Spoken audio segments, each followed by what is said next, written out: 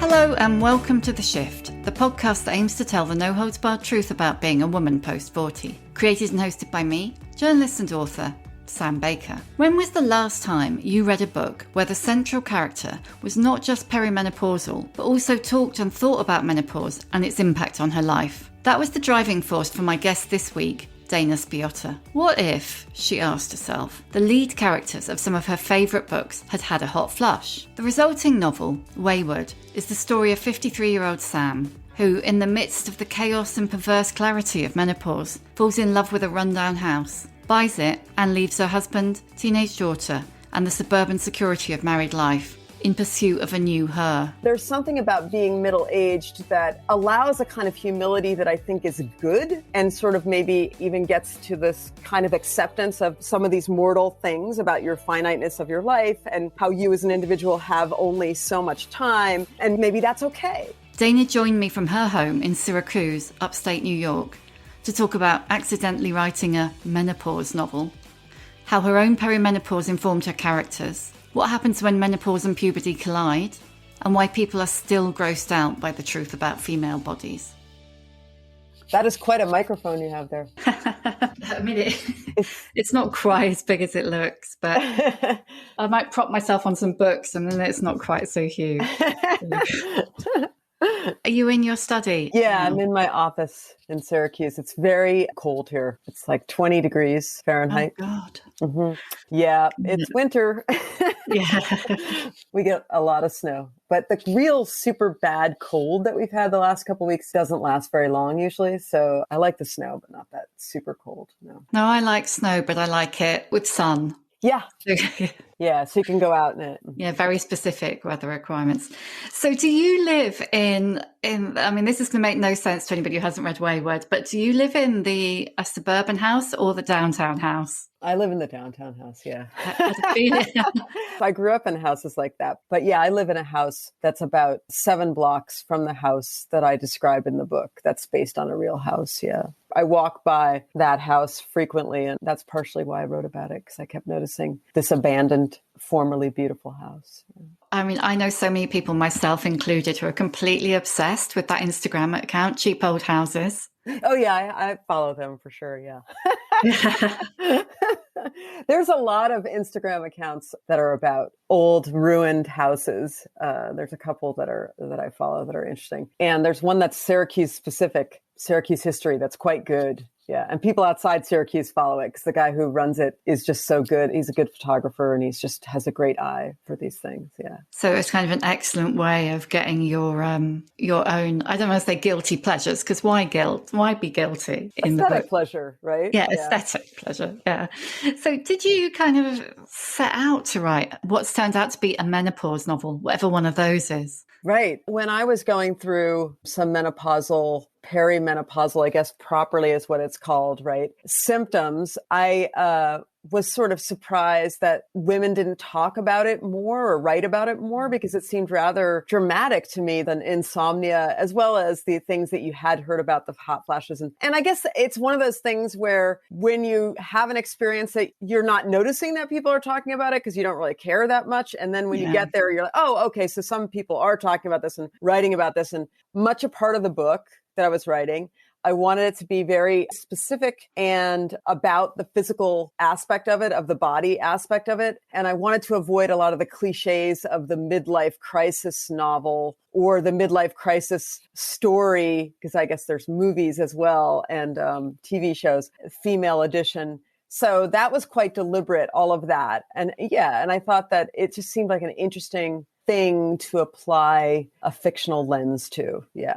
To inhabit that body. That was partially what inspired the book, for sure. And it's funny, I was thinking that there's a kind of shame about menopause still, even among very, whatever you want to call it, feminist, progressive women who seem to inhabit themselves with great authority and confidence. And yet there's something about menopause where you want to whisper it a little bit because it's admitting that you're aging in this way. And it's admitting that this fragility or change is happening in your body. And there is a cost to that, right? That people are going to know that you're aging, that your body's aging. And we still haven't gotten over that. And I don't think it's so much that we don't think that we're beautiful or attractive, which used to be the kind of the old cliche about it, but just that it's a kind of vulnerability. And I think people think it's kind of gross. I think it's because it's a female body, thing. That's why I wanted to press hard and be very specific about that. I felt, let's write about it. And I like the idea that people who don't have those symptoms would read about it. And so there's a point in the book where Sam, and I'm sure you appreciated the name of the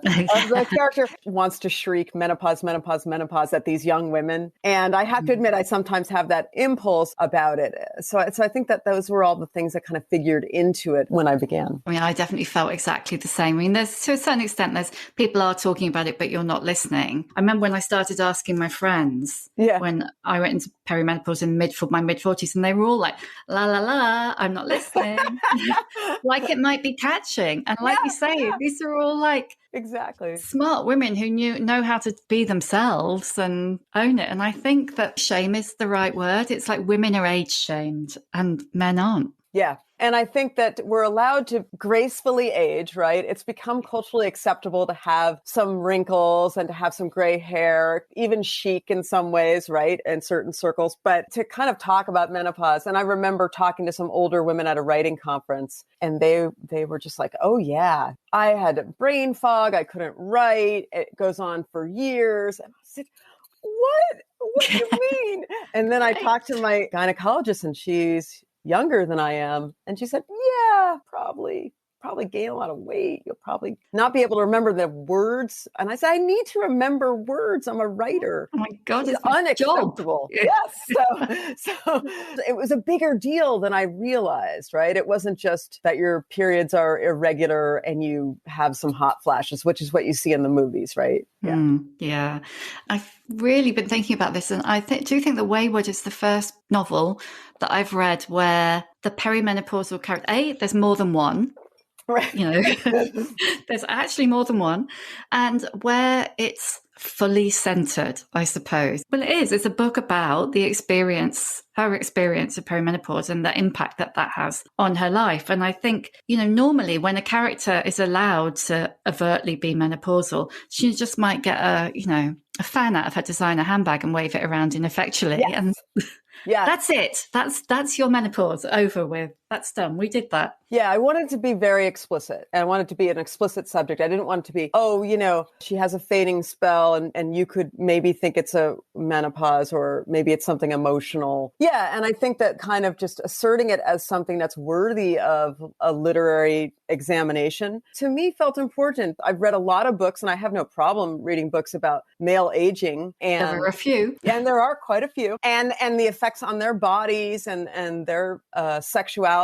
And it seemed important to write about that experience. And I hope that younger women and men and all kinds of people who don't have menopausal symptoms would still find it interesting because it's human. It's human experience. I imagine that's one of the things that puts people off and not reading it, writing about it, because I can imagine that it's number one on Amazon in menopausal fiction.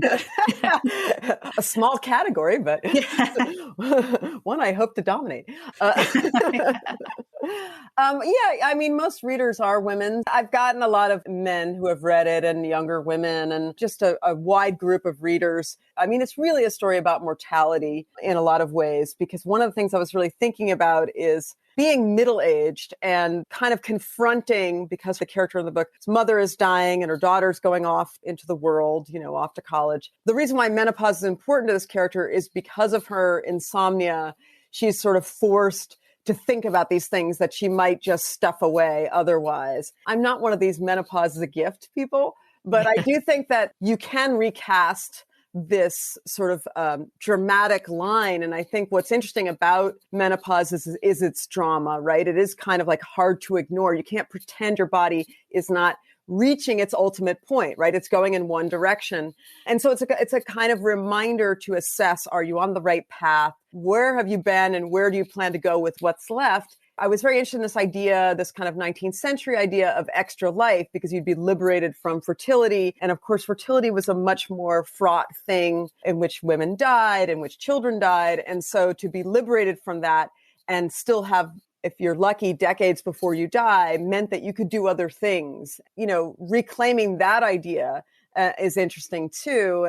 But also everything is undercut because my character and the way that I write fiction is very much engaged with kind of contradiction and paradox and that self-inquiry, which on the one hand is self-effacing, but on the other hand is very narcissistic. I like that tension of things where they're kind of going in two directions. I mean, one of the things I really loved was that her attitude to the aging process was that kind of mixture of, yeah, I'm going to embrace it, but also finding it kind of repellent, Yes. And the way that, I kind of always make a joke of it, but like the flesh duvet, that it kind of appears a bit overnight. And then you spend the next however many years, probably forever, in some sort of battle with this back fat that you didn't have last week.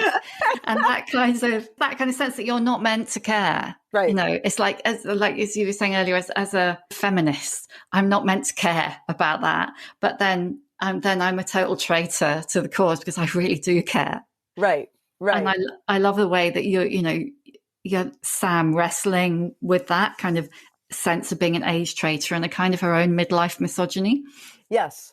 And she realizes, and it's complicated because it's in this very specific social context where she is a woman of considerable privilege. And she's sort of sees herself when she looks at other women and sees them. She's her own self-critique means that she's very judgmental about other people. Yeah. She watches the election of 2016 and how Hillary Clinton, who's one could critique in many ways, but was often critiqued for being an older woman in such high relief. Especially with the way that Donald Trump would talk about her and her body and her aging and how it didn't apply to him, even though he was older and in much more decrepit shape. And you couldn't miss the kind of contempt that the culture sort of applied to her specifically because she was an older woman. She was an irritant, And so that is in us, right? We sort of like absorb that in the culture, that misogyny, I think. And you have to kind of actively sort of unpack it and say, well, what is this about? And part of it is legit. A lot of the women at this one group that she goes to, the younger women sort of say, the world is your fault. And she's like, yeah, they're kind of right. Like we're comfortably here. And some of this is on us. We didn't fix things that needed to be fixed, everything. And so I think it's okay to be self-critical, but then of course she goes overboard and she sort of hates herself for the wrong things sometimes, I guess is what I would say. It's like that kind of, how would you put it? I suppose Gen X confusion, if you like, which you nail brilliantly, of being the tiny generation between the boomers and millennials and kind of not quite knowing what you're meant to be doing and feeling like you're definitely doing it wrong. Yeah. I think Gen X, we have a lot of humility. We were kind of, the post-60s generation that just has a different relationship to irony and maybe a little too embarrassed about earnestness, right? And I think that's a fault. And so I think we get called out by the millennials and I was like, yeah, they're right. They're right. My daughter, I'm like, yeah, you're right. But on the other hand, I still have a sense of our superiority. Because there's a lot of, I think, a tolerance for self-critique and clarity that I like, and I think that Sam has that too, that she's trying to see herself accurately and she is in good faith doing that. And if that costs her a lot, that's okay. And I don't think that's a bad way to be. So I think that, I was sort of interested in all the complications of being. One thing I like about being middle-aged, and I think that's quite a bit in the book, is that she does have this very narcissistic sort of navel-gazy kind of, albeit I hope humorous approach in the beginning. But as the novel progresses, there's this expression now about centering yourself, which is like, I hate to use expressions that are overused, but she does kind of place herself in the world where she isn't the center in a way that I think all human beings ought to do. And there's something about being middle-aged that allows a kind of humility that I think is good, and sort of maybe even gets to this kind of acceptance of some of these mortal things about your finiteness of your life and how you as an individual have only so much time. And maybe that's okay, you know? So I think this kind of accepting of the terms that she comes to, I do think that's something that happens in middle age that is kind of great, you know, that you can still remember what it's like to be young and understand that, but you can also, you know, look ahead at what comes and accept that. And you're still there in both directions in a way that I think is really kind of such a compelling place to be. There's kind of that conflict, isn't there? Because you're at a point where you know, it's not all about you. But also, I don't know about you, but I got to a point where I started to feel like I don't have to do everything that everybody else wants. Yes. So it's like the balance of those two things, which is seemingly be in opposition, but in a way aren't. I agree with you. You're right. It's so connected. And I think there's a part in the book where Sam talks about the anger that she feels. It unnerves her, the sudden feelings that she has. It is comparable, I think, somewhat when you have PMS and you yell at someone or you get angry. It's not that those aren't real feelings, but your ability to suppress your feelings kind of isn't there. And I think with that middle-age feeling it's not that you can't, it's just you don't care to, you know, like you don't really want to suppress your feelings all the time. The energy that it requires isn't as interesting or as necessary. And so I see that, and I see that with older women, like my mother's age in their 80s, that kind of continues, that by the time they get to your 80s, they just have no filter at all and just kind of let it rip all the time. And I think it's different for women than men. And I think it's because women are really taught to take care of other people emotionally. Even if a stranger is confronting you, I think my impulse is always to kind of make it nice, make it okay. And that takes a lot of your energy. And so I think, you know, you have those feelings, and yes, sometimes it costs you to overreact in a situation.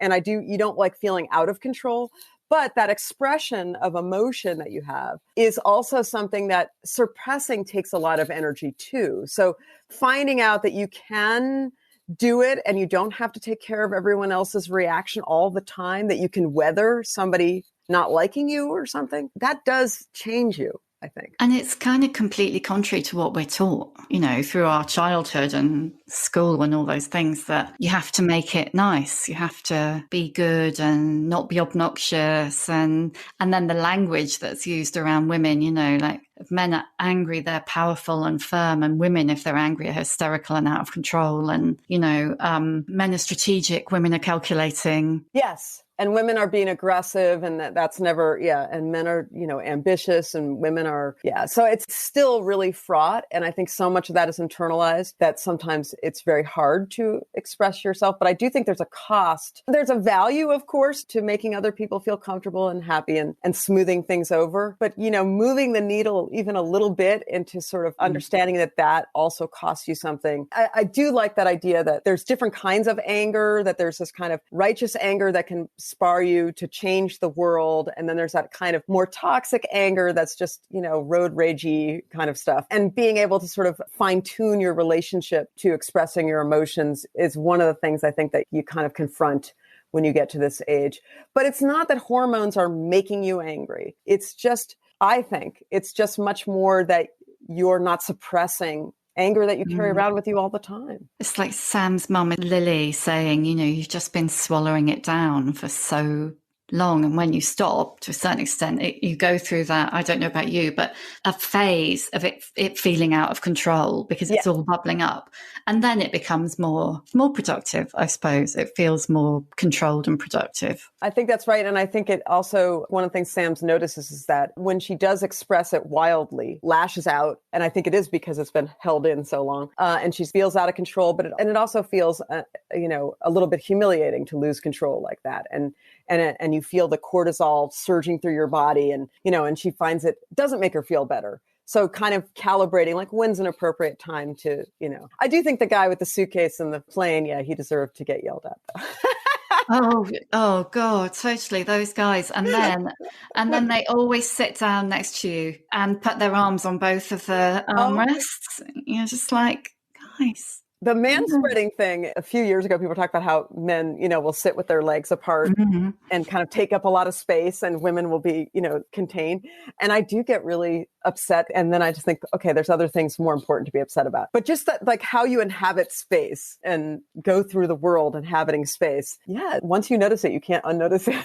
A lot of the women that I've spoken to have talked about how, and in fact, I think I might have seen you mention Darcy Stanky's book, Flash Count Diaries, which is, for anybody listening who hasn't read it, it's absolutely brilliant. And I really recommend it. And she talks about it as well. But a lot of the women I've spoken to have talked about how they feel like as they're getting through menopause, they start to feel much more like their pre-adolescent self and more comfortable about whether it's, I don't mean like dressing like a mad old lady or a 5-year-old girl, but, a bit more comfortable in themselves and a bit less concerned with what's going on around them, the way you were when you were a little kid before all the things about what you should and shouldn't be doing came in. Did you find that? Yeah, I mean, I think that you do feel a little bit less self-conscious, I think, because I guess at a certain point you can't really hide that you're no longer 21. And then you're sort of, why was I so scared of this? This is actually not bad. I still feel strong in all these ways. So I think it's partially that, but I also think there's bad sides to that too, that adolescent feeling. I mean, adolescence is a time where your body is changing fast and you feel out of control. And I think it's part of the reason why people tend to get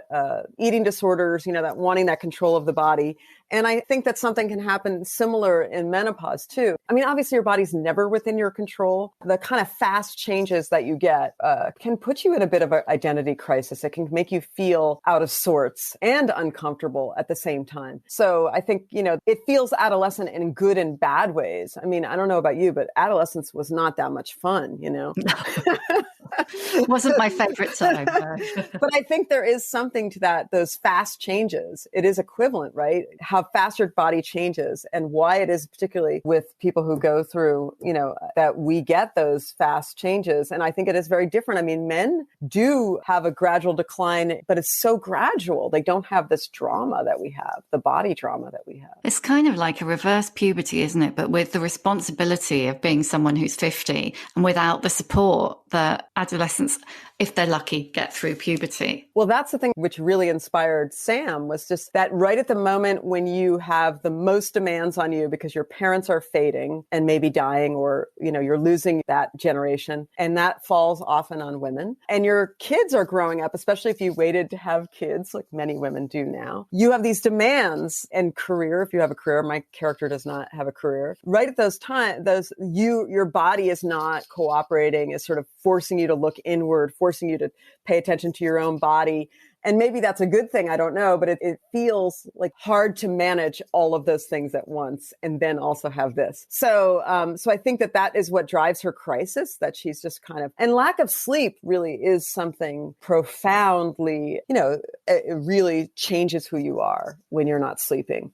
I wrote the book during bouts of insomnia. I just got up and said, well, I'm just going to write now because I can't sleep. And then tomorrow will be a terrible day because I haven't slept. But for now, it's going to give me something to do rather than lie in bed and, ruminate.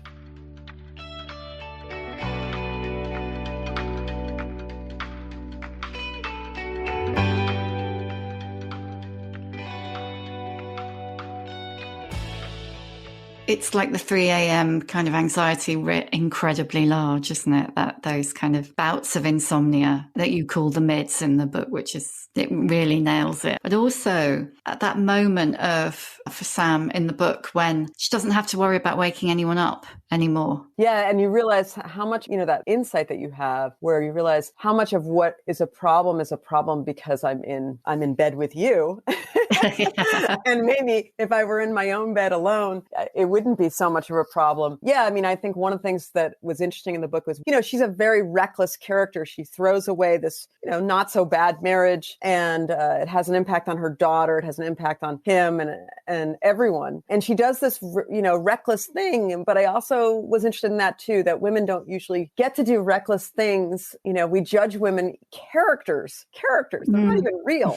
But they get judged more for doing these things. And so I really wanted it to kind of be slightly perverse, what she was doing. I didn't want her to have a really great, reason for doing it, like her husband was cheating on her, or she, or even that she fell in love with another person. I just wanted her to just kind of get up and leave. And that was interesting to me. And the assumption that everybody makes is that he's leaving her. Yeah, which is so upsetting, right? So, yeah. It's so interesting because I don't know whether you're aware of it, but I've actually had someone on the podcast, Lucy Kellaway, who actually did it. Oh, okay. I don't know a number of women who have done that. Deborah Levy sort of did, not quite the same, but Lucy Kellaway, went and saw a very modern house, fell in love with it, and bought it, and then left her husband. And also left her job and became a teacher and all, but I think that's a really extreme example, but she described it, and lots of women I've spoken to who've made changes of whatever degree in their lives have said it wasn't really like I wanted to make the change, more like an imperative. It was like driven to make that change. But also, she said, in a way, buying the house and then telling her husband she bought it was easier than like telling him she wanted to leave him and then buying the house. It's so interesting because that's precisely what my character does, is she doesn't realize she's leaving her husband until she realizes she's, on the way home. I bought this house because I'm going to go live there, and you're not invited. Yeah. And and of course she does backslide and keep sleeping with him. And, she doesn't really cut off the ties completely. But I think making a radical change, maybe there's a point where you feel if you're going to have a different life, this is your last chance to do that. And of course, that's not really true, right? Mm-hmm. You can change your life radically at any time. But I do think the older you get, the harder it is to change because there is so much life there, right? The status quo becomes bigger and bigger and bigger. And so I do think part of it is that feeling of, can I still upend it? What does that look like? Would I still be me if I were in a different context? And how much of who you are, of your identity, is shaped by who you're married to and where you live and all of those questions. And I do think there's also this idea somehow that women in particular, I'm sure some other people feel this way too, do have this sense of the space that they inhabit shapes who they are in a way. Their relationship to architecture seems very, very intense. Like, if I'm living in this house, I will be a different person. I don't know if that's really true, but it's somehow how you imagine it. The way that maybe some men think, if I were with this other woman, this young woman, I would be a young man again, Yeah, I'm trying to think whether I'm making it up or whether Lucy actually did say that, whether she said I wanted to be the kind of person who lived in that house. Right. Well, if you look at like a Philip Johnson glass house or something, there's no way that I would still be me living in that house. I would have to change so much. I would be changed by that house, You'd have to have less stuff. Not that I'm saying you've got a lot of stuff, but You'd have to be willing to, see out and be looked at in a way that you don't. And it would definitely change who you are. I was interested by the point you made earlier about the fact that it's about mortality, that it's not about wrinkles. And I think so much of women in aging is reduced to, she just doesn't want to not be pretty anymore. And are you not going to have Botox? And are you not going to go grey? And it's almost like diminished by reducing it to appearance rather than bigger factors in your life. Yeah, I agree. Definitely was very deliberate. Sam does not look in the mirror. She doesn't really think about her looks very much. Other people might, comment, oh, you look different. You cut your hair. And she does want to be strong, and she goes to the gym to be strong. She likes the way that feels. But it isn't about that. And I think partially there's two things. One is I think that, you're downgraded as a cultural object starting in your 30s anyway, So by the time you're 50, that ship has sailed. No, but, that's a losing battle that you figure out pretty soon. But I also think that it is a degrading thing. It is reductive to say being middle age is painful because you're losing your looks. It really, for me, I think it's about much bigger issues of sort of confronting the finiteness of your life. And also that I think the character feels that she's not prepared for what's to come. And there is that realization that the first part of your life, the beginnings, is very, very different from the second part of your life where there's much more loss. And that if you haven't figured out how to have the whole thing make sense for you, then you haven't done all the work you need to do, right? Because that is the terms. We know those are the terms. They're the terms for all of us. But for some reason, she gets there and she thinks, I thought it was just going to be, 40 more years of what it was like before, right? I get to hang out with my mom and my daughter and, not that she's delusional, but, that there is going to be loss and diminishment. And maybe you need to recast how you think about the world in order to survive that, to go through it, whatever that word survive means. And I do think there's something about the chasing of youth, this is not a profound idea, that is delusional and is a way of trying to avoid thinking about aging for both men and women, for everyone. It really is just not wanting to think about the whole life and what that really means and how it ends. And maybe if you are thinking about the whole life, then maybe what you'd spend time on would be different, right? Maybe your responsibility toward the world would look different. Maybe how you'd live would be different. So I think that those were interesting questions to me. I don't have the answers to those questions, but I thought those were interesting questions to ask. And that kind of foundational questioning, like, have you done enough with what you've been given? You know, are you happy with the trajectory that your life is on, given that it is finite, that it isn't endless?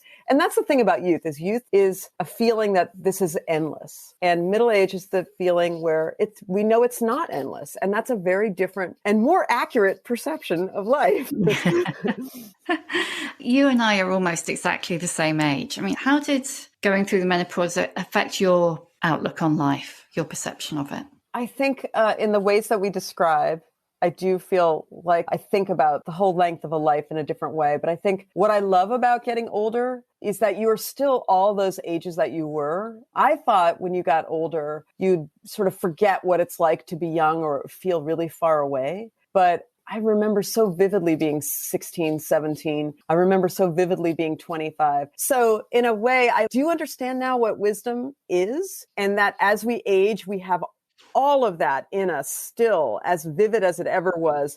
And we get more and more and more of it. And so that accumulation of experience and observation, that is really amazing. And I would not want to go back. I would not want to not know what I know and have seen what I've seen. I would love to have more time and have a youthful body. Of course I would. But I think emotionally and intellectually, the things that you get as you age are amazing, you know? Don't you feel that way? Yeah, no, I do. I was thinking a lot about it when I was reading Wayward, because I was thinking about the notion of privilege. I have loved being 55. I love being in my 50s once I got the whole periods thing out of the way. And I wouldn't want to go back. But then I started to think that, you know, it's a privilege. Your Sam is privileged to be able to buy, albeit a very cheap house, and leave her husband. And right. The middle-aged women with their sculpted shoulders and their balayage. And, you know, that's a privilege. And then the absolutely brilliant character MH, who we haven't even mentioned, but, you know, she is approaching menopause in her eyes, revolutionary way, but in $500 biker boots. I have made a big thing of saying, you know, I love being in my 50s. It's been my best decade by a long way, and I love being 55 and I wouldn't go back. By the same token, I think I am in quite a position of privilege to be able to say that. Yes. And I would think about even aging, being much older, and how the privilege is not just a class privilege, but also your health, right?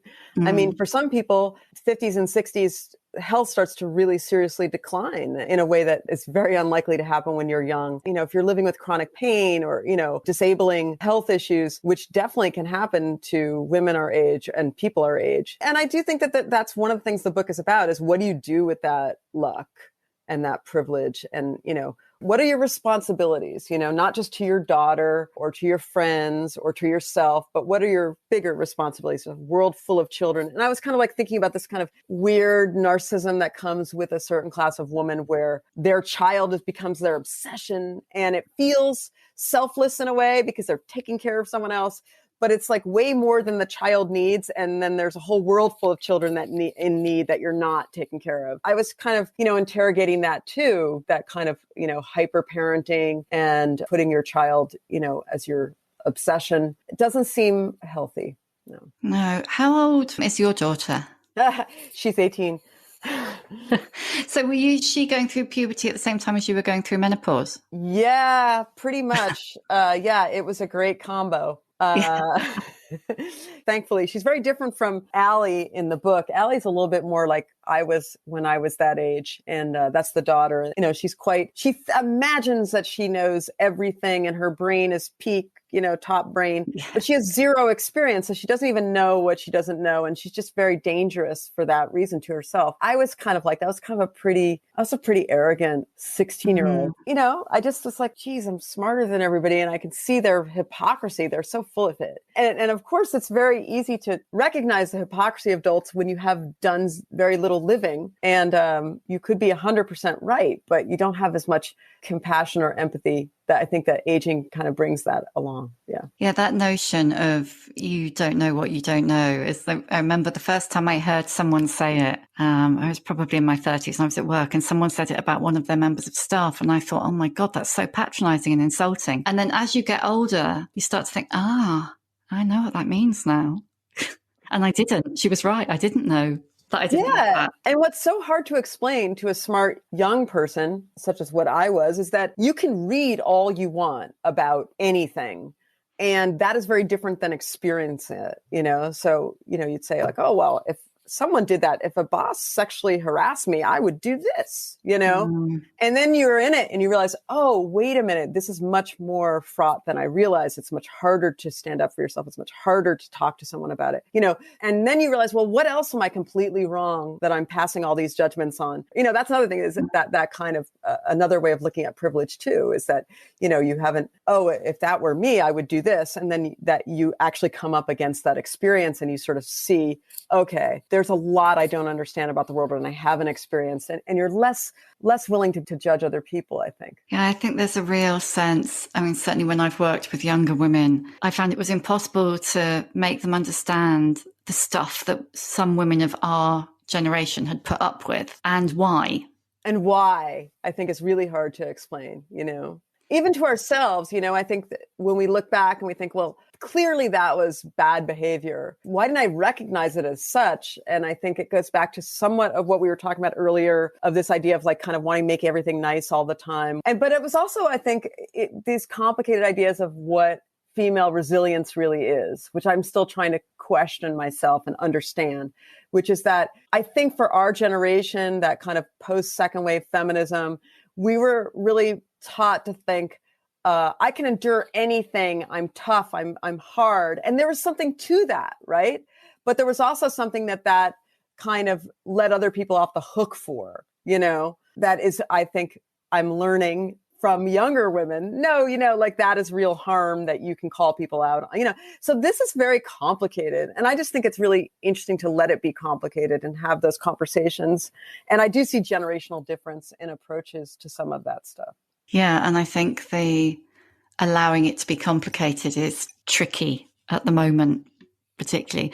I mean, I remember on the pool, which was my last thing that I worked on, we ran a piece about periods, and it was right at the beginning of that talking about periods thing. And, I had spent my entire career walking across offices, even offices full of women, with tampons shoved up my sleeve, rather than. And here was this piece that was basically saying, you should talk about it. And if you've got period pain, then work from home. And I had to really kind of sit down and have a chat with myself, because I had gone through my entire career not exactly playing down being a woman, but a bit, because of that. You said you have to be as tough as them. You have to be as resilient as them. You have to not give them any excuses, rather than the onus being on them to just behave better, frankly. Right.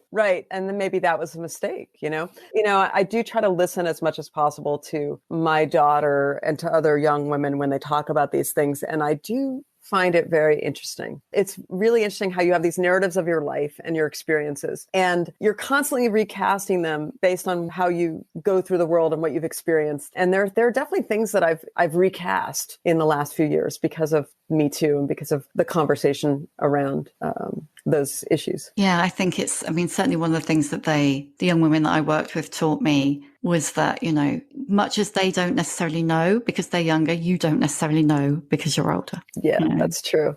That's true. Before I go to the questions that I always ask at the end, I just want to talk to you about one more thing, weirdly, which is blood. Because it really struck me when I read, no spoilers, but when I read the bit about blood, that it's so rarely talked about in the context of menopause. There are lots of things that we don't know about menopause, but given that ultimately it's your last ever period.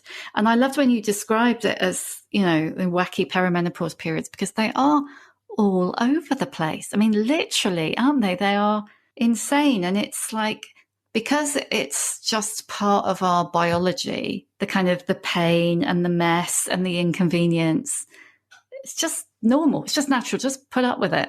Right. You won't know it's your last period until a year later. Yeah. Right. Yeah. And maybe this one is the last one. And then there's one more.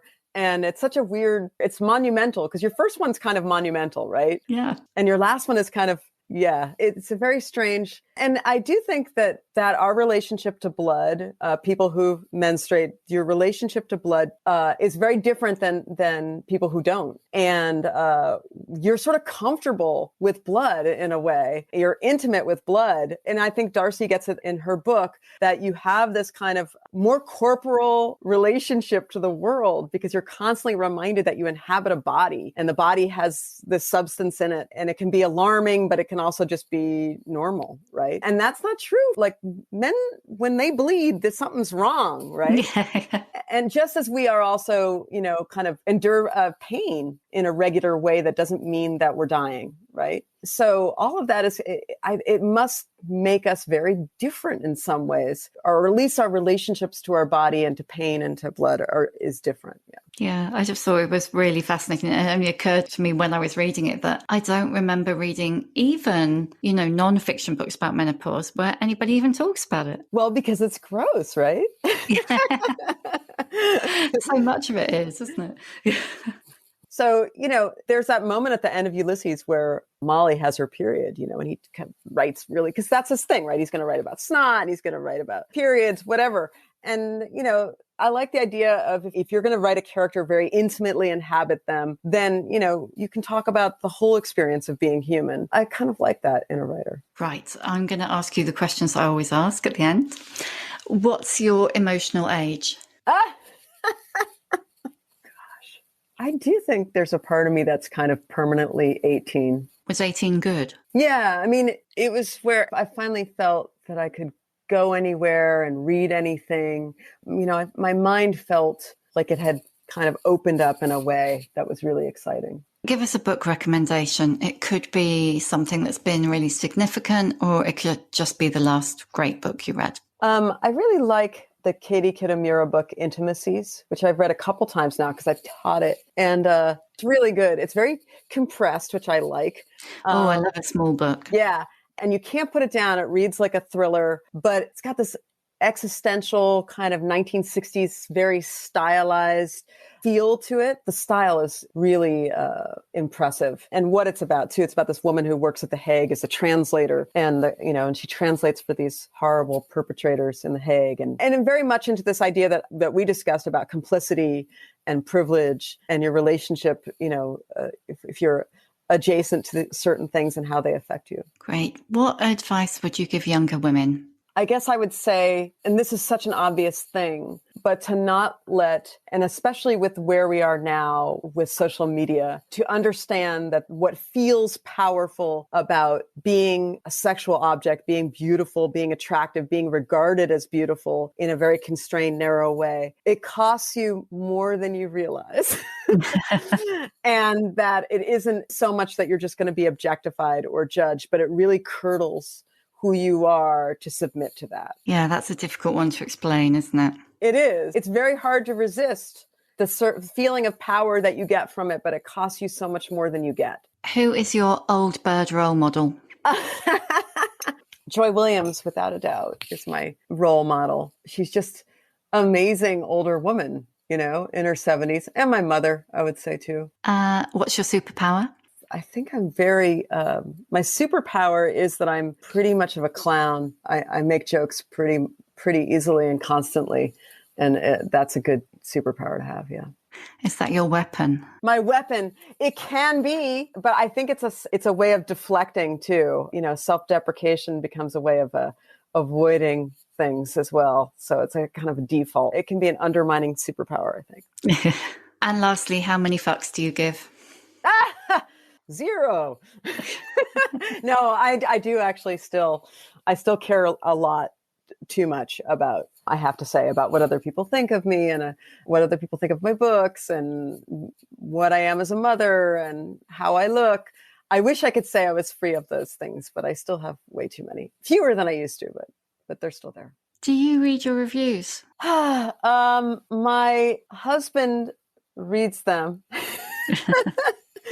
And sometimes I do, and sometimes I don't. Sometimes I can't help it if it's like a big, important one. I try to create some distance. I certainly don't read the ones on Amazon or Oh my Goodreads God, or no. any of those. No, I'd never do that. But but if it's in a big newspaper and I know everyone else has seen it, it's hard not to read it. What about you? I care more than I should, but less than I did. Right. Yeah. I suppose. I mean, I want to say I don't care what people think of me, and I definitely care a lot less, but I can still lose sleep over that. And while I'm sitting here on, the equivalent of Zoom, looking at my grey at the front of the, I don't care, but I do, I do have a lot of vanity still about how I look, I have to admit, but it's less than I used to. Yes. I guess maybe that's what we'll settle with. Yeah.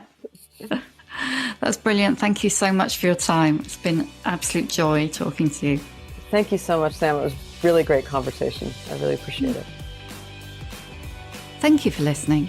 You can hear a new episode of The Shift each Tuesday on Acast, Apple Podcasts, Spotify, or wherever you get your podcasts. If you like what you hear, please do rate, review, and follow, because it really does help other people find us. And if you'd like to know more about my own experience of shifting, my book, The Shift, How I Lost and Found Myself After 40, and You Can Too, is out now in paperback. See you next time.